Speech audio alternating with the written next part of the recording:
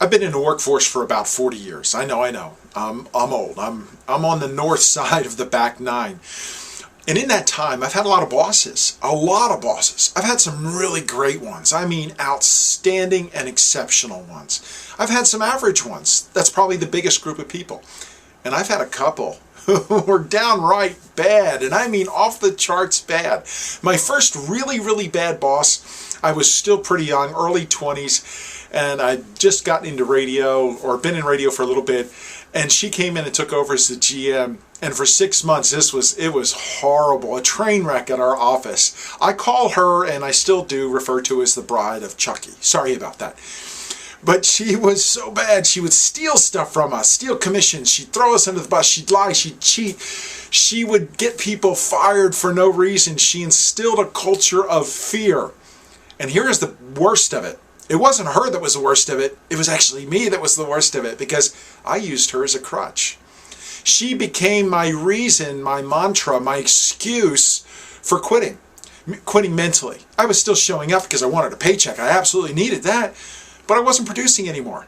I didn't have the results. I had a stinking thinking attitude.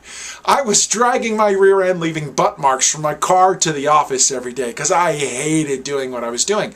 And I made the excuse that the reason I was failing, the reason I wasn't producing and having results, the reason my attitude was so lame and stinky was because of the bride of Chucky. Well, that wasn't true, because she couldn't make me be unhappy. She couldn't force me to be discontent. She couldn't force me to be stressed. I had to choose those things myself. I gave her permission. That was my stinky attitude. That was me, quitting on my dreams, goals, and aspirations, and using my bad boss as an excuse. Here's the moral of this story. The bosses aren't a problem. Your bosses are not your problem, whether you have good, bad, or ugly ones. And if you have ugly, I feel for you. I really do. But here's what we do. If you have a bad boss or a good boss, it really doesn't matter. Excel. Focus on why you're there, because you're not there to please them. You're there to serve your passion, your cause, which is people.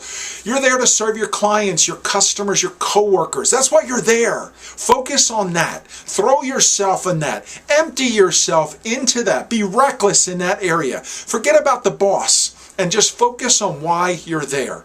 Because the only reason we're unhappy at work, it's not the bad bosses, because we're going to have them. It's because we made a decision to give them power over us. And we made a decision to allow them to become our crutch. We've given up and we've quit. That's the real reason of it. But you can change that whole dynamic. I guarantee you. Take it from this old guy who's had a lot of good ones, a lot of average ones, and a few downright horrible ones. You can work your way through this process by focusing on why you're there. And you're there for people. You're there to serve your customers, your clients, and your coworkers. If you do this, you'll turn the tables, and you'll no longer have that problem of being stressed, discontent, and frustrated. My name is Ed Carcarey, and I'd love to connect with you. You can find me at edcarcarey.com or on LinkedIn under Ed Carcarey. Find your passion. Find your life.